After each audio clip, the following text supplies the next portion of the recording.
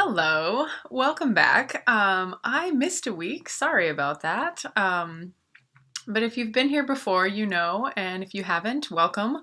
My name's Kara, and this is a channel where I'm documenting a year-long project, low buy, to spend as little as possible to keep a tight budget because I'm paying off student loans.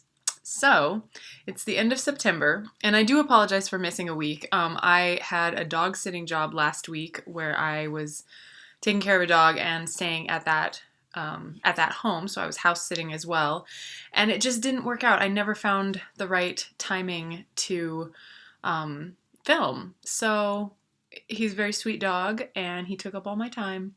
But I really like him. It was a good week.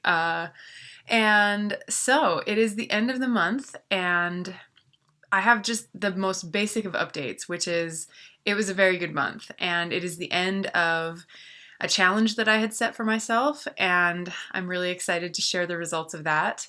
And there's change on the horizon for me as far as what I'm going to be able to accomplish on my debts, but for September is great.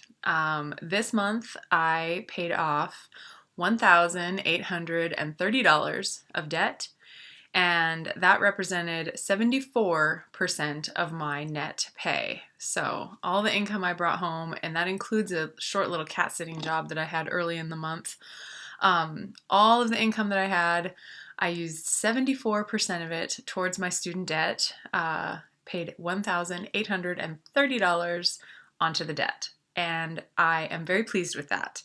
I was actually a little nervous about how this month would go, and it all turned out better than I had expected. So the challenge that I had done, there were a few factors in play because of coronavirus that I hadn't expected at the start of the year. I think we could all say that about a variety of things. This year has had some unexpected changes. But for me, because of coronavirus and the CARES Act that was passed, I think in early March, or maybe it was even passed, I think it was passed in March, or maybe whatever. Anyway, from March until September, they waived interest on federal student loans. Now that has been extended, but I didn't know that at the time. So I had this 6-month zero interest moment, and it was a few weeks, maybe it was more than a month into it when I realized, oh, it's like really happening. There's no interest. And I think I have it at the end of a video that I made in May, or maybe April. Anyway, where I sat down and realized what this meant, and that no interest is an incredible opportunity if I can just, pull back and punch the principal of my loan right in the face as hard as possible. This is the time. And so I set out on a very modest income. I set out to pay off at least $10,000 while there was no interest. And part of what made that possible was also because of coronavirus, and that at my workplace we got, and I think it was right around the end of March, we got a hazard pay bump that was indefinite. It was going to happen for as long as our employer could. He was going to put a $2 raise on everybody in the store across the board. So deli employees who actually they were shut down, they weren't serving food for 2 months, anything. And then after they came back, they were just doing grab and go burritos. So even the people with way less work and way stranger circumstances than me in the grocery department, we all just got $2 an hour bump. And that was very helpful. And so I thought to myself, well, I'm making a little more money. There's no interest on my student loans. And also there was the $1,200 stimulus that not everybody got, which is not fair, but I did get one. And I have been using that to ease my rent a little bit across these months. And so I've supplemented my rent, and that opens up a little bit of my own income for me. I had a little more income than I expected, and there's no interest on my loans. So I just kind of mapped out what's ambitious and possible. And it was try to pay off $10,000 in 6 months. Well, very happy to report that I succeeded. I did pay out of my take-home income. I paid $10,405 on the principal of my student loans, and I'm really proud of that. And it also, this summer, I came to a decision point, and I think it's in an August video I talk about, I decided to sell a scooter that I had had for a few years, and a scooter that I definitely loved having, but I don't use it as much here in Idaho because half the year the roads are covered in ice and snow and you just can't take a scooter out. So this summer I went and I parked it down at the beach next to the boat takeout. I thought people who have toys would notice another toy and maybe they would want it. And that is actually what worked, was that a couple who saw it on that very first day when I parked it at the beach, they were the ones who eventually called me and came and saw it and bought it. And so I also used the money from that scooter sale. I also put that onto my loan. So while I made my goal and paid $10,000, 400 of my own, I also got to throw that scooter money at the loan and get that much more principal chunked out of it.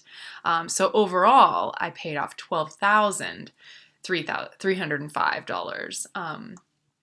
So just, I'm so proud of how the 10,000 challenge, the 10K challenge, I was calling it. I'm so proud of how the 10K challenge ended, and I did it. And I have been talking about a can't stop, won't stop 5K challenge because the zero interest got extended to the end of the year. And so this is where I'm going to talk about how some of my circumstances are changing. The hazard pay at my job is ending now at the end of September. So starting in October, October 1, that pay period that starts, we go back to our flat, like our wage prior, our base wage. And so I will notice and miss that $2 an hour extra that I had been getting. It did make a significant difference for me and the goals and the situation that I have. So I'm nervous what that means for October. And also in October, I don't need to buy groceries, but I am buying a half of a pig.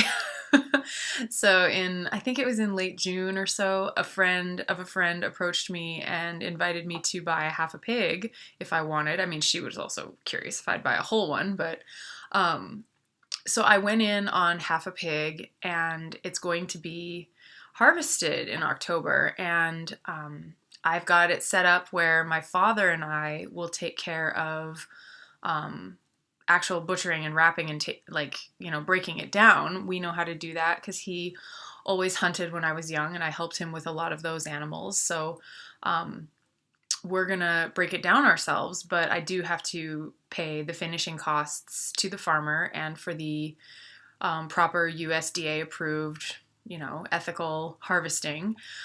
So there are some costs involved with that, but then I will have plenty of food for a while.